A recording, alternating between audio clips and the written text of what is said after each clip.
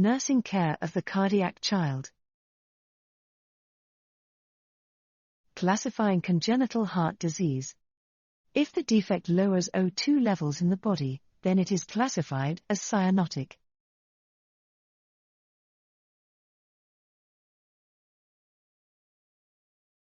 In this defect, the outflow tract leading from the heart into the aorta, which carries oxygen-rich blood to the body, is obstructed. The most common type of aortic stenosis, known as valve stenosis, involves a narrowing of the aortic valve, indicated by the arrow in the diagram. This may be caused by the aortic valve leaflets being fused together, small or too thick, causing the valve to not open properly. A common form of this is bicuspid aortic valve, where the valve has 2 leaflets instead of the normal 3.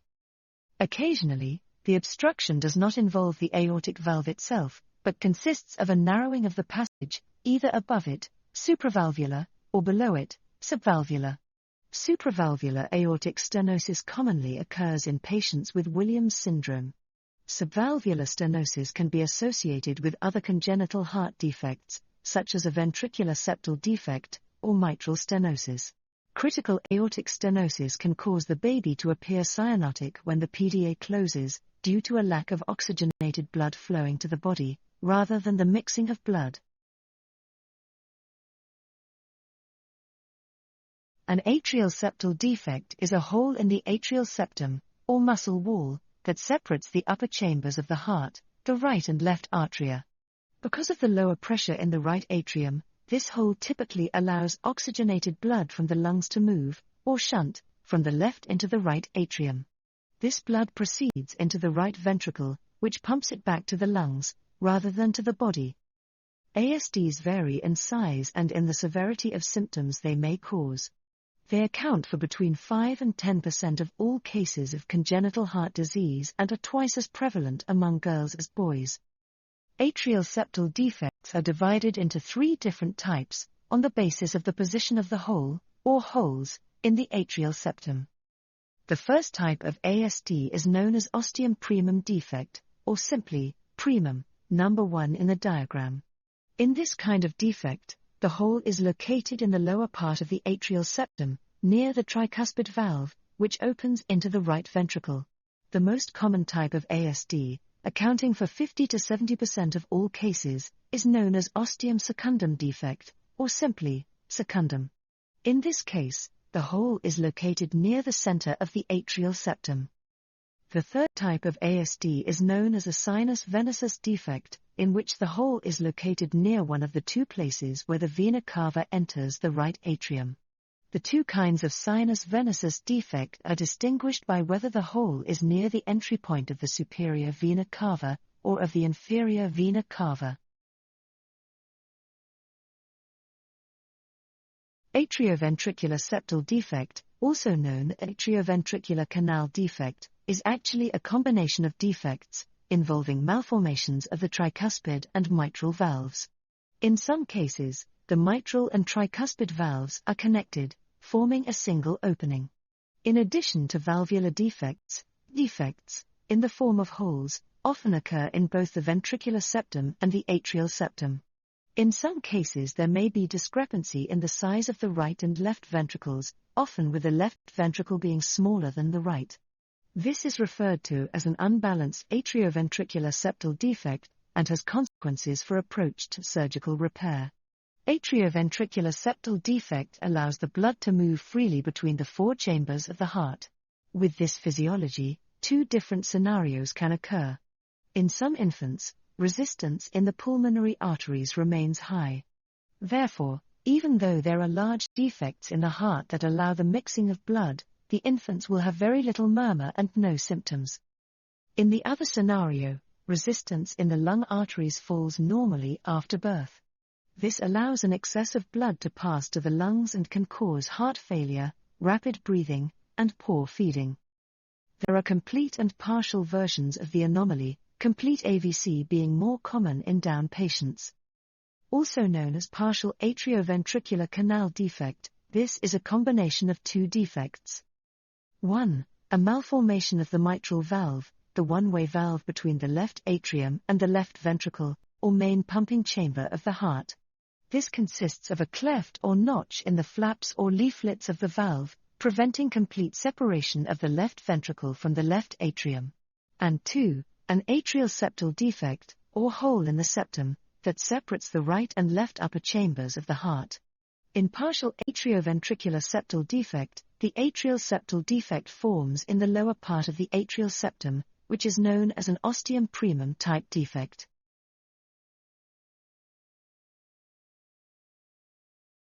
Coarctation of the aorta is characterized by a blockage in the aorta itself. This may consist of a narrowing of the vessel, or a shelf-like obstruction within it. The coarctation is located in the descending aorta, usually immediately past the point, further from the heart, where the subclavian artery exits the aorta, on its way to the left arm. In some cases, other left-sided heart structures can be present. The aortic valve, through which blood enters the aorta from the left ventricle, is commonly abnormally formed in this defect, with only 2 valve leaflets rather than the usual 3. The mitral valve may also be smaller than normal, resulting in the narrowing of the valve to blood flow, or mitral stenosis. The obstruction to blood flow caused by the coarcation causes high blood pressure in the left ventricle, which pumps blood into the aorta, and the part of the aorta between the heart and the blockage, the aortic arch. While the blood pressure in the upper body becomes high, the blood pressure in the lower body is low, because of the reduced blood flow through the aorta. If the obstruction in the aorta is severe, infants will develop severe heart failure and low perfusion of the lower body organs, after the patent ductus arteriosus, or PDA, closes in the first several days after birth. If the problem is not diagnosed promptly, the infant may die. In this defect, the muscle wall of the left ventricle, the heart's main pumping chamber, is weaker than normal. As a result, the left ventricle may become enlarged, or dilated, and the ability of the heart muscle to contract is impaired. There is also slight enlargement of the other heart chambers. The cause of dilated cardiomyopathy, also known as congestive cardiomyopathy, is not known, though it sometimes results from a viral infection, or cancer chemotherapy, and is sometimes inherited. It may be associated with the genetic disorder known as Barth syndrome. The effects of dilated cardiomyopathy vary in seriousness, depending on the degree of heart muscle weakness and dilation. The Frank-Starling mechanism is a physiological principle that explains how the heart responds to changes in venous return. Increases in venous return cause the heart's chambers to fill with more blood, which then causes the heart to stretch and contract more forcefully, and pump more blood out to the rest of the body.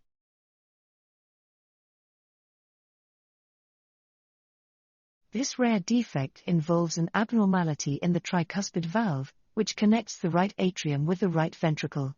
In Ebstein's anomaly of the tricuspid valve, the valve forms abnormally, and is lower than usual in the heart. This displacement of the tricuspid valve results in insufficiency, or leakiness, of the valve, which causes the right atrium to be larger than normal. In addition, the leaflets or flaps of the tricuspid valve are usually abnormal in form, and often adherent to the right ventricular wall. This stretched enlargement of the right atrium can predispose children to abnormal heart rhythms. Also, the abnormal position of the tricuspid valve causes part of the right ventricle to become functionally part of the right atrium. This is known as atrialization of the right ventricle.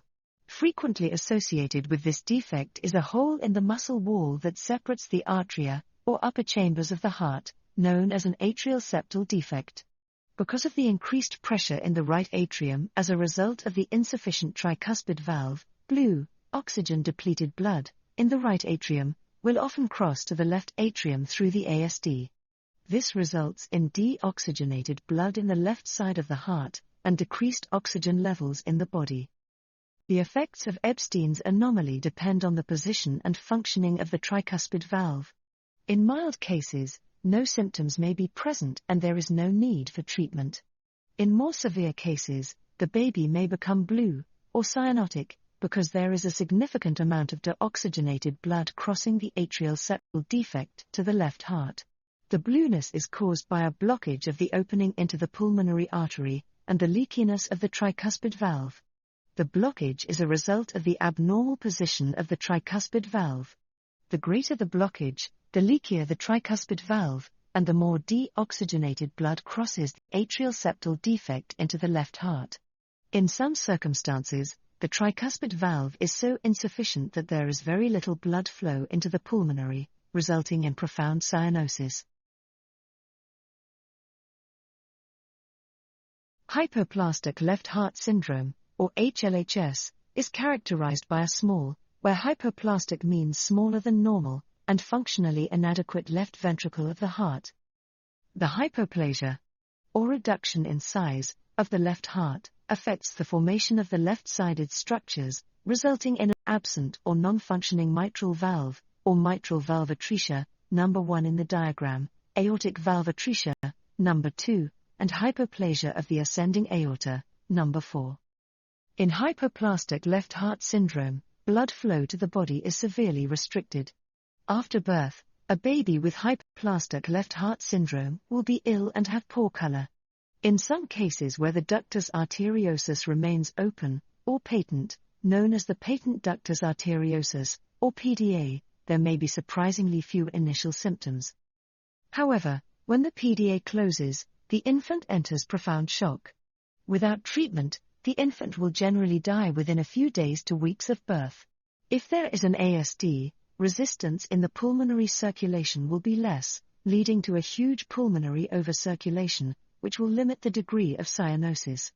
They will, however, have congestive heart failure, reduced systemic perfusion and acidosis. If the ASD is restrictive or absent, the baby will be cyanotic and acidotic. This rare genetic disorder involves two defects. First, the aortic arch does not form a complete tube and is divided, or interrupted. The aortic arch is the part of the aorta, the major vessel that carries oxygen-rich blood from the heart to the body's tissues, that curves directly above the heart, and begins the descent to the lower body. Second, there is a hole, called a ventricular septal defect, VSD in the diagram, in the muscle wall, or septum, that separates the two ventricles, or pumping chambers of the heart. Because the aorta is interrupted and cannot carry blood from the left ventricle to the lower body as in a normal heart, it might seem that the child with this anomaly could not survive. However, some blood does enter the lower part of the aorta because of a small vessel, known as the patent ductus arteriosus, or PDA, that connects the lower part of the aorta with the pulmonary artery. The patent ductus arteriosus is a feature of the fetal circulatory system that usually closes soon after birth. The pulmonary artery normally carries oxygen-poor blood to the lungs, so it might seem that blood entering the lower aorta from this vessel, through the PDA, would not carry enough oxygen to the lower body. However, in this case, the ventricular septal defect, or VSD, allows the mixing of oxygen-rich blood from the left ventricle into the right ventricle, which pumps blood into the pulmonary artery. An infant with this anomaly is usually quite sick immediately after birth. If steps are not taken to keep the patent ductus arteriosus open, no oxygen will make its way to the lower body tissues, and the patient will go into shock.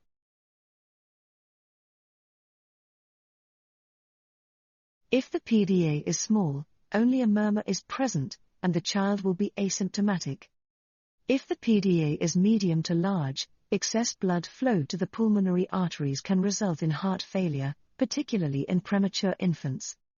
Some PDAs are so small that not even a murmur can be heard, and are found incidentally during echocardiography. This silent PDA usually does not require treatment.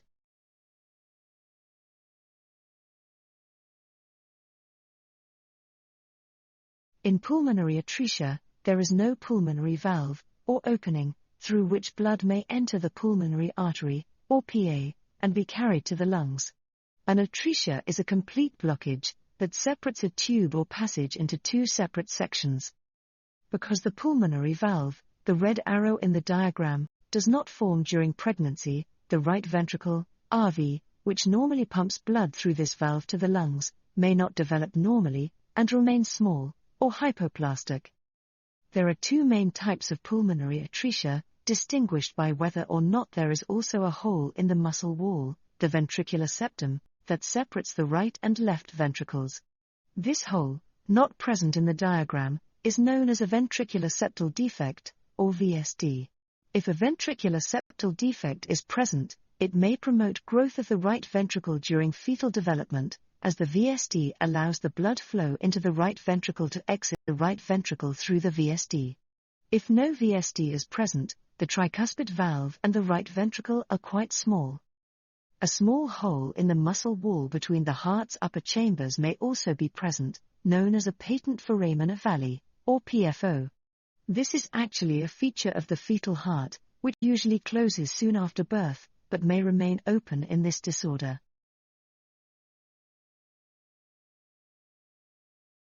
In this defect, the valve or the outflow tract from the right ventricle into the pulmonary artery is obstructed. Valvular pulmonary stenosis means that the leaflets, or flaps, of the pulmonary valve are abnormal. They are often thickened and do not open fully, causing a narrowing where the blood crosses the valve from the right ventricle into the pulmonary artery. In addition to not opening fully, the valve leaflets may not close properly, and leak, allowing some blood to flow back into the right ventricle. In other cases, the pulmonary artery above the valve opening may be narrowed, or supravalvular stenosis, or the part of the right ventricle that leads into the pulmonary valve may be narrow or obstructed by excess tissue, subvalvular, or infundibular stenosis. This is one of the more common congenital heart defects, and occurs equally among boys and girls. The narrowing of the pulmonary valve, the white arrow in the diagram, may cause the right ventricle, RV, to pump harder to move its supply of blood into the pulmonary artery, or PA. This increases the blood pressure in the right ventricle, and may result in the thickening, or hypertrophy, of its walls. The blood flow is turbulent in pulmonary stenosis as it passes to the pulmonary artery, and therefore a murmur is always present, even with mild stenosis. The pulmonary stenosis may interfere with the proper functioning of the right ventricle, and, in extreme cases, lead to right ventricular failure. The child with pulmonary stenosis usually shows no symptoms. Children with severe stenosis breathe rapidly, feed poorly, and tire easily.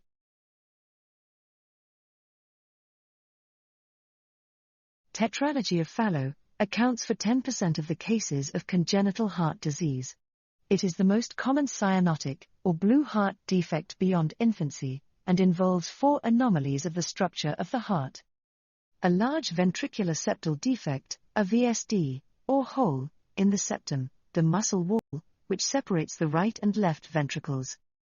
A narrowing, or stenosis, of the outflow tract, infundibular stenosis, from the right ventricle into the pulmonary artery, or the pulmonary valve narrowing.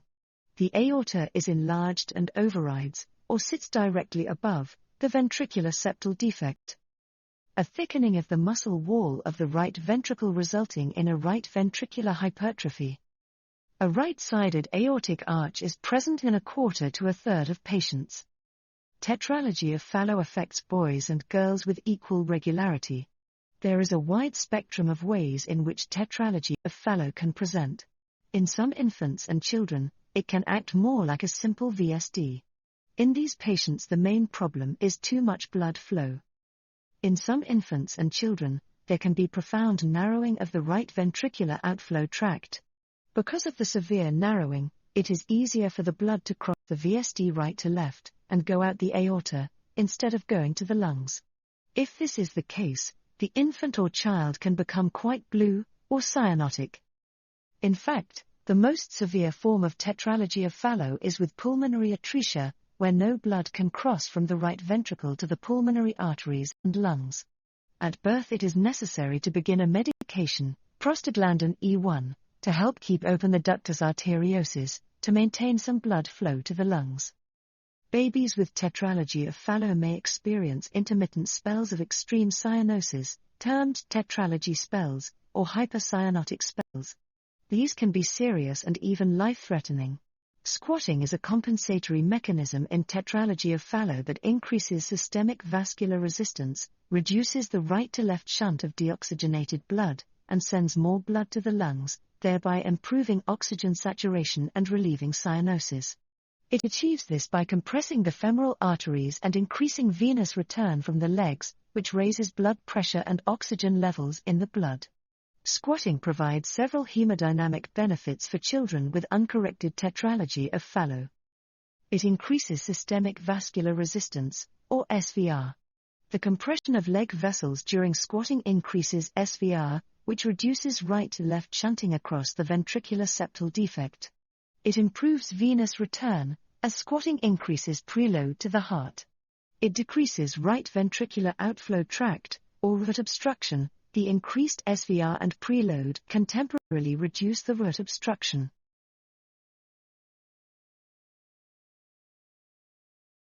If there is no obstruction to blood flow, infants and children with this defect can be relatively asymptomatic. However, if there is an obstruction anywhere along the abnormal course of the blood flow, they can be quite ill, in the first hours to days of life. Children with total anomalous pulmonary venous return present, with varying degrees of cyanosis. If there is no obstruction to blood flow, infants and children with this defect have obligate mixing of saturated and desaturated blood in the right atrium, and right-to-left shunting of partially deoxygenated blood across the atrial septal defect. However, if there is obstruction to pulmonary venous return, there may be severe cyanosis, with rapid development of acidosis. The degree of obstruction to pulmonary venous return may be mild with the supracardiac type, as there may be mild compression of the vertical vein between the left pulmonary artery and left bronchus. However, in infracardiac drainage, the anomalous pulmonary veins are always obstructed and require immediate surgical repair. Obstructed pulmonary venous return is a surgical emergency. In this defect, which accounts for 5% of the cases of congenital heart disease, the two main arteries, the aorta and pulmonary artery, are connected to the wrong chambers of the heart. This condition is more common among males, affecting 3 boys to every 1 girl.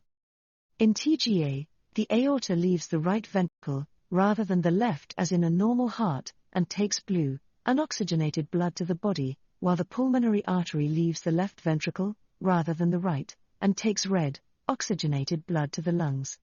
This defect will require surgery, usually in the first week of life. After birth, the infant is kept alive by the mixing of oxygenated blood from the left atrium, with unoxygenated blood in the right atrium. This is possible because of an opening called the foramina valli in the atrial septum, the muscle wall that divides the two atria. The foramina valli provides one way for blood to mix, but it is often not enough. The ductus arteriosus, which connects the aorta and pulmonary artery in the fetal and newborn heart, also provides a way for deoxygenated, or blue blood, to mix with the oxygenated, or red blood. The foramina valli and ductus arteriosus are features of the fetal heart that usually close soon after birth.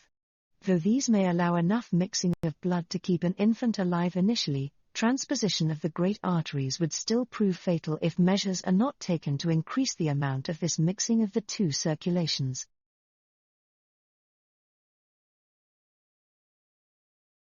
In this rare defect, the two large arteries that leave the heart, the aorta and the pulmonary artery, are combined in one large vessel, known as the truncus arteriosus, number 1 in the diagram.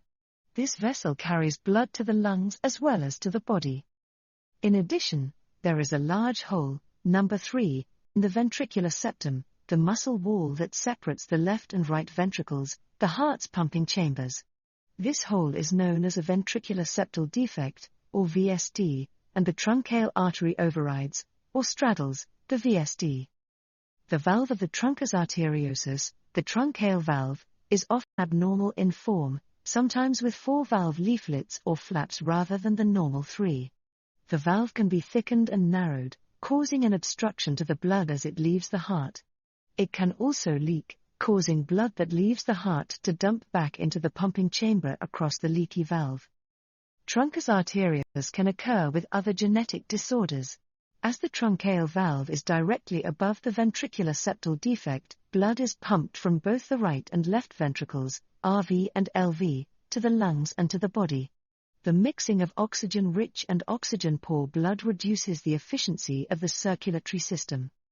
Pulmonary, or lung, resistance is lower than systemic, or body, resistance. Therefore, there is usually increased blood flow to the lungs. This increased pulmonary blood flow can lead to congestive heart failure. These infants have rapid breathing, irritability, difficulty feeding and gaining weight. Because the lung arteries are connected to the high-pressure pumping chambers, the ventricles, there is high blood pressure in the lung arteries. If the lungs are exposed to both high pressure and extra blood flow for an extended time, months to years, irreversible pulmonary hypertension can occur. Truncus arteriosus can also be associated with DiGeorge syndrome, a genetic syndrome caused by a chromosomal microdeletion. Children with DiGeorge syndrome can have other non-cardiac problems, such as cleft palate and poor feeding. This complicates their care and recovery.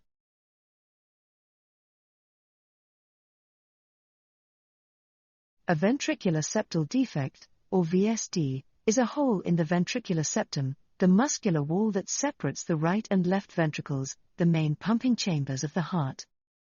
This opening allows the movement, or shunting, of blood between the ventricles.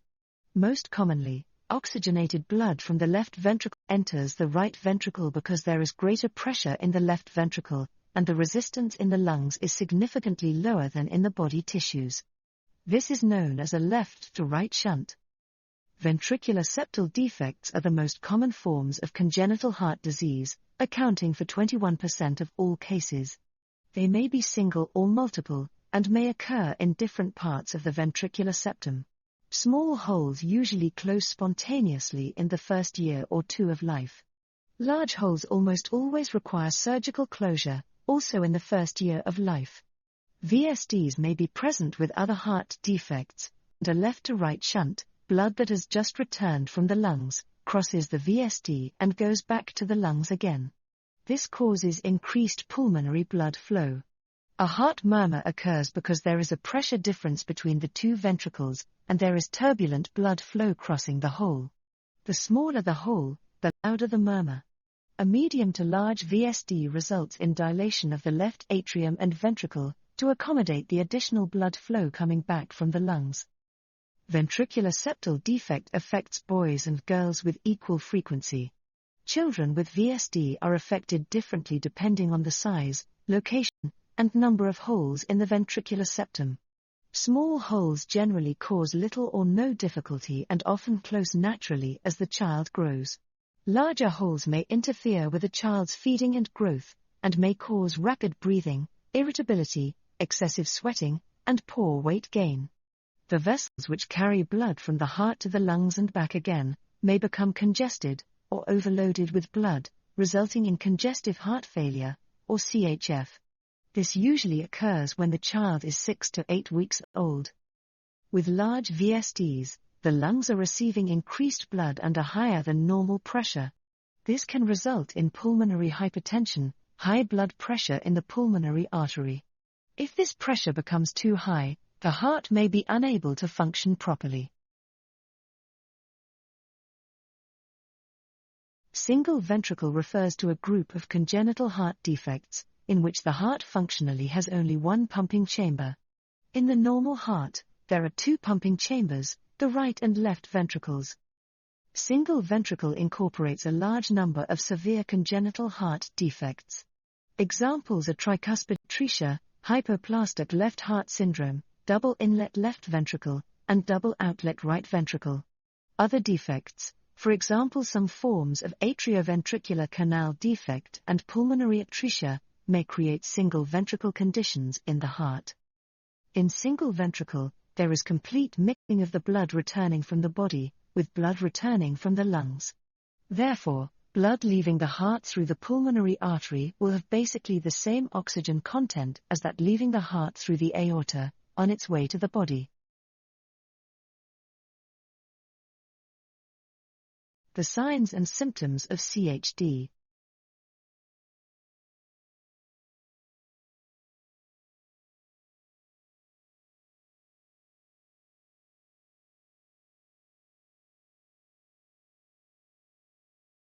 Normal heart sounds are caused by the closure of heart valves. The first heart sound, S1, is caused by the closure of the mitral and tricuspid valves. It marks the start of ventricular systole, and a peripheral pulse is felt at the same time, or shortly after, S1. The second heart sound, S2, is caused by the closure of aortic and pulmonary valves. It marks the end of ventricular systole and the start of diastole. If a murmur is heard during auscultation, consider the following questions. When during the cardiac cycle is the murmur heard? What are the characteristics of the murmur? What is the intensity? Is the murmur heard loudest using the bell or the diaphragm of the stethoscope? Where is the murmur heard the loudest? Do any maneuvers exaggerate the murmur? Is it heard loudest on inspiration or expiration? Does the murmur radiate? For more information, please refer to the notes section in the accompanying PowerPoint slides.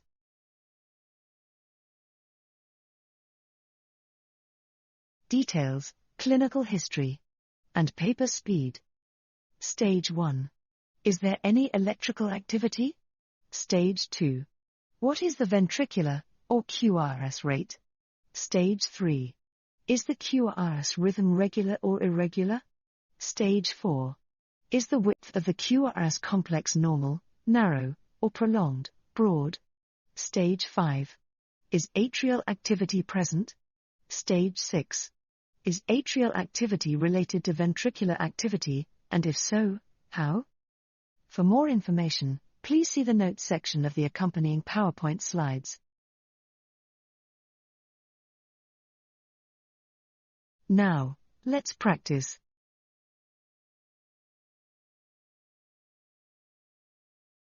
Symptoms of CHD.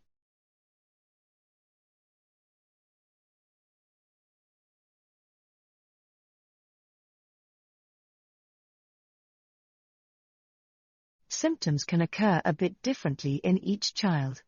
They can include swelling, or edema, of the feet, ankles, lower legs, belly, abdomen, liver, and neck veins. Trouble with breathing, especially with activity, including rapid breathing, wheezing, or excessive coughing. Poor feeding and weight gain, in infants, or weight loss. Feeling tired. Excessive sweating while feeding, playing, or exercising. Irritability. Respiratory distress. Fast, hard, or labored breathing, tachypnea, grunting, or wheezing. Feeding difficulties. Getting tired quickly while feeding or spitting up frequently. Low energy. Appearing lethargic or overly tired. Skin discoloration. Pale or bluish skin, especially around the lips or fingernails, known as cyanosis. Failure to thrive. Poor weight gain. Other signs including excessive sweating, or diaphoresis, during feedings, or frequent chest infections. Rapid breathing. The baby may have a fast breathing rate or seem short of breath. Rapid heart rate. The heart may be beating faster than usual. Heart murmur. An extra or abnormal heart sound may be heard during a physical exam. Poor growth. The baby may not be gaining weight as expected. Easy tiring. The baby may get tired easily, especially when eating or playing. Sweating. The baby might sweat when they are crying or eating. More severe signs may require immediate medical attention. Cyanosis. The baby's lips, hands, or feet may have a bluish tint. Respiratory distress. This includes signs like grunting, flaring nostrils, and retractions, the skin pulling in between and under the ribs during fast breathing. Low oxygen levels. The baby may have persistently low blood oxygen levels, even when receiving supplemental oxygen. Rapid or labored breathing. The baby may breathe very quickly, or seem to be struggling to catch their breath, especially during feeding. Fatigue. The baby may get tired very easily and be unusually sleepy. Poor feeding. Feeding can be tiring for the baby, leading to poor appetite and difficulty gaining weight. Rapid heart rate. The heart may beat faster than normal. Swelling in the legs, ankles, or around the eyes can occur. Other signs include cold extremities. The baby's hands and feet may feel cold to the touch. Irritability. The baby may cry for long periods. Tet spells. Some babies with certain conditions experience sudden episodes of deep blue or gray skin when they cry, eat, or become upset.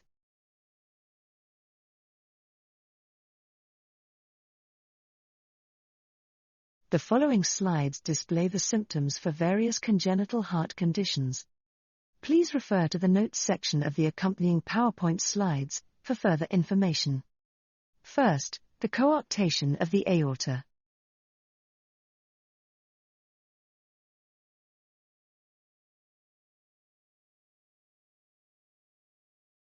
Tetralogy of Fallot.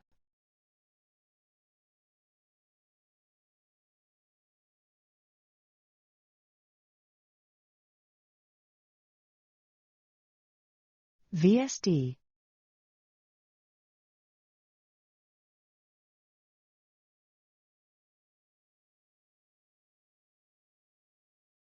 PDA.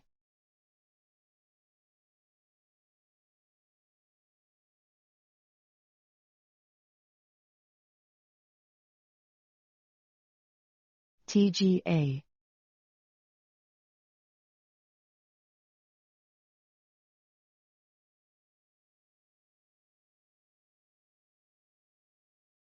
Truncus arteriosus.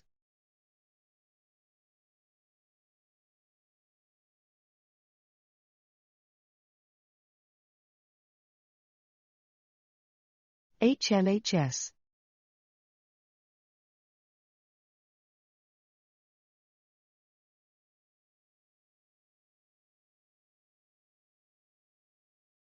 TAPVD and TAPVR.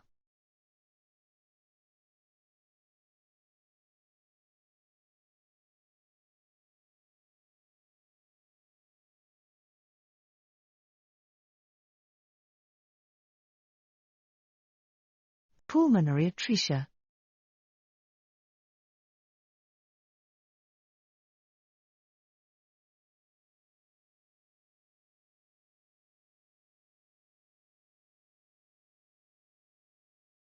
Critical aortic stenosis.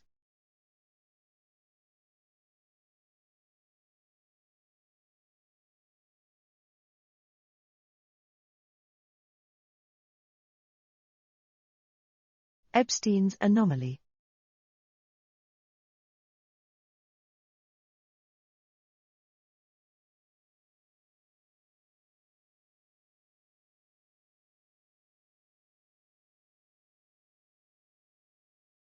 Interventions and post-op considerations.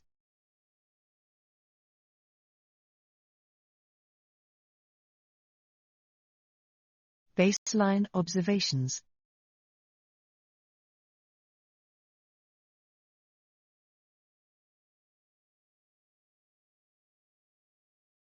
Arterial blood pressure monitoring. Compared to non-invasively measured blood pressure, invasive measurement improves accuracy and allows waveform analysis, as well as arterial blood sampling. Central venous pressure monitoring. Monitoring central venous pressure provides indirect information on the preload status and right ventricular compliance, and permits assessment of response to volume administration. In addition, although not the ideal access for central mixed venous oxygen saturation monitoring, ideally a pulmonary artery catheter, sampling offers a good approximation and a valuable trend, especially when using the internal jugular vein. One must be aware of falsely high venous saturation, in case of atrial left to right shunting.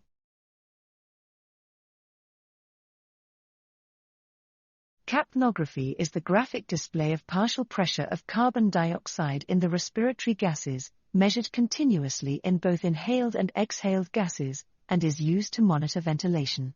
The determination of the arterial versus end-tidal CO2 difference provides information about pulmonary perfusion. Diminished pulmonary flow can lead to impaired CO2 clearance, despite normal minute ventilation indicated by a lower end-tidal CO2 than the arterial PaCO2. Hence, patients with severe right ventricular dysfunction, CHD with limited pulmonary blood flow, for example, severe pulmonary stenosis, pulmonary embolism, or severe pulmonary hypertension, may have a significant arterial to end tidal CO2 gradient. During cardiopulmonary resuscitation, CPR, end tidal CO2 should also be used to assess the quality of chest compressions and return to spontaneous circulation.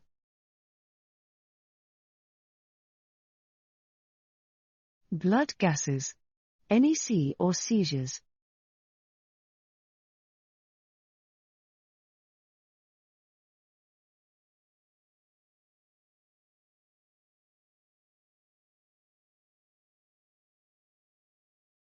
Several studies have shown a strong correlation between somatic and cerebral NIRS, and venous oximetry and lactate, especially during the immediate postoperative period.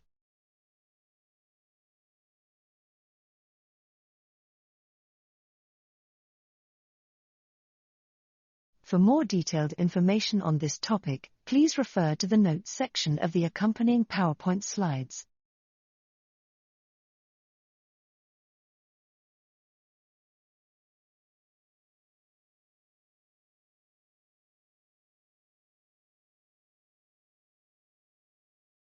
Inotropy is the condition of contractility of the myocardium. The choice of which inotrope ought to be determined by specific therapeutic goals, which should seldom be just the elevation of systemic blood pressure. Manipulating hemodynamics in acutely unwell children should be directed at optimizing global oxygen delivery to vital tissues to treat or prevent shock. Inotropes primarily mediate their actions via stimulation of the alpha-1, beta-1, and beta-2 adrenoceptors, and dopaminergic receptors, varyingly distributed throughout the tissues. The pediatric evidence base for the use of vasoactive agents is sparse, so there is a lack of data regarding developmental pharmacodynamics and the various adverse effects.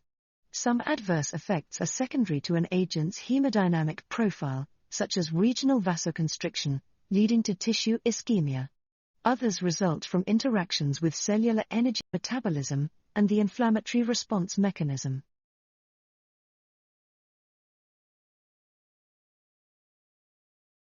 Adrenergic receptors.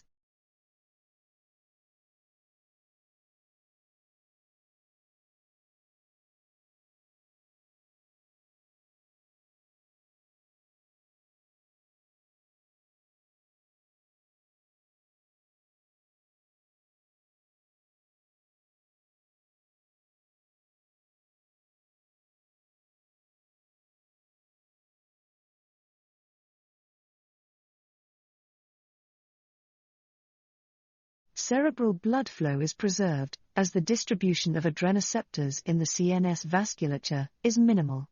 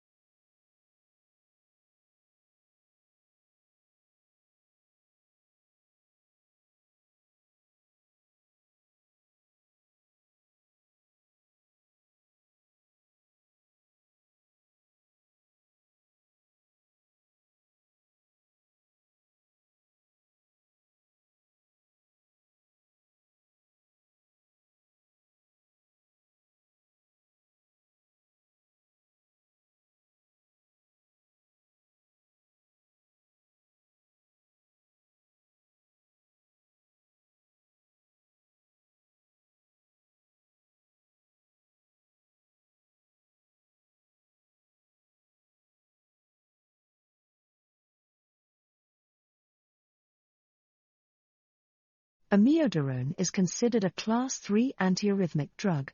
It blocks potassium currents that cause repolarization of the heart muscle during the third phase of the cardiac action potential. As a result, amiodarone increases the duration of the action potential, as well as the effective refractory period for cardiac cells, or myocytes.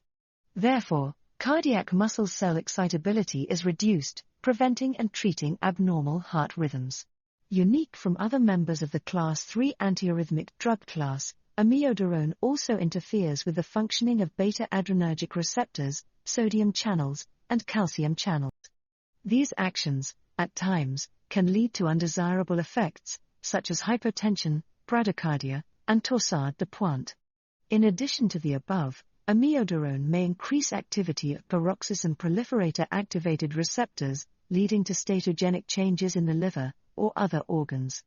Finally, amiodarone has been found to bind to the thyroid receptor due to its iodine content, potentially leading to amiodarone-induced hypothyroidism or thyrotoxicosis. Post-op management. The risks of CPB.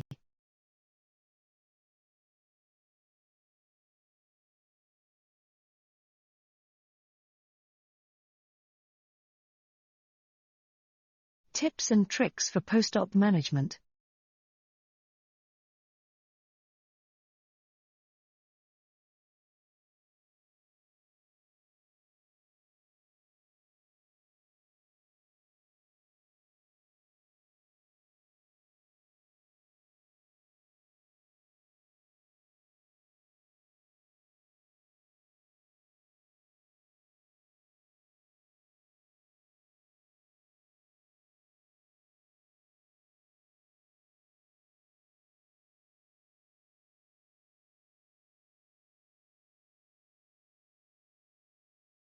Does the waveform look flat or dampened? Is it caused by poor cardiac output, or is it due to the line itself? Are they receiving inotropes or vasodilators? What are they? What are the doses? What is the route? And is the line labeled? Are they in the right position? Mark the losses from theater, milk drains and 15 minutes hourly afterwards, to prevent blockage. Check connected to suction at an appropriate pressure. Label atrial and ventricular wires, with metal ends visible. And a pacing box in the bed space. What is the underlying rate or rhythm? Are the settings on the pacing box correct? Spare pacing box in the bed space. FBC, U&E, clotting. Does it need replacing with RBC or packed red cells? Prothrombin time, partial thromboplastin. Fibrinogen and other clotting factors can be replaced with cryo.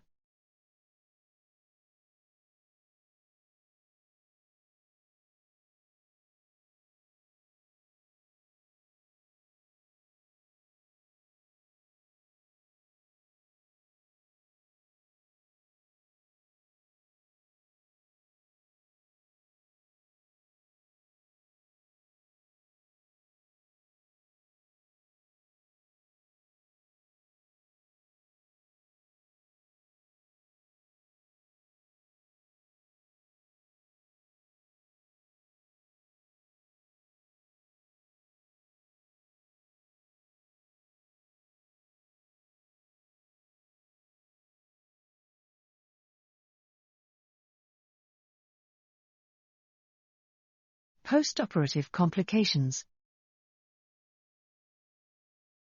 Bleeding is one of the most common postoperative complications. Drain output volume and nature should always be carefully evaluated, especially during the immediate postoperative period. Preoperative cyanosis with polycythemia, redo sternotomies and complex surgeries with multiple suture lines are known risk factors for bleeding.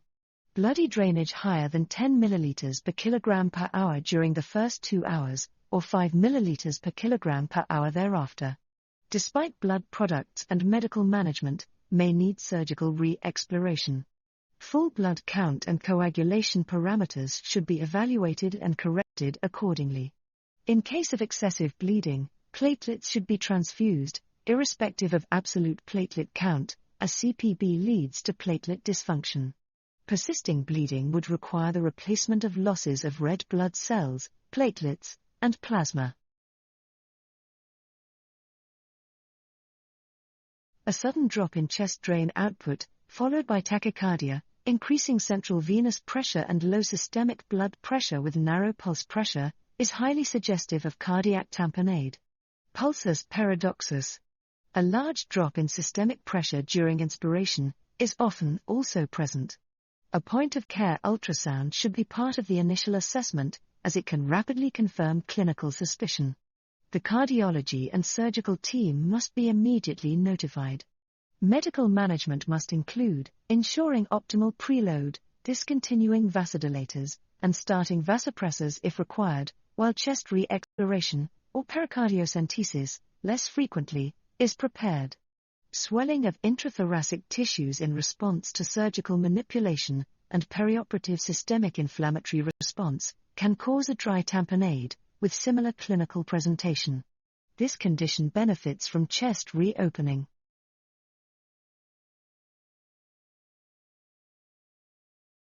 For more detailed information on this topic, please refer to the notes section of the accompanying PowerPoint slides.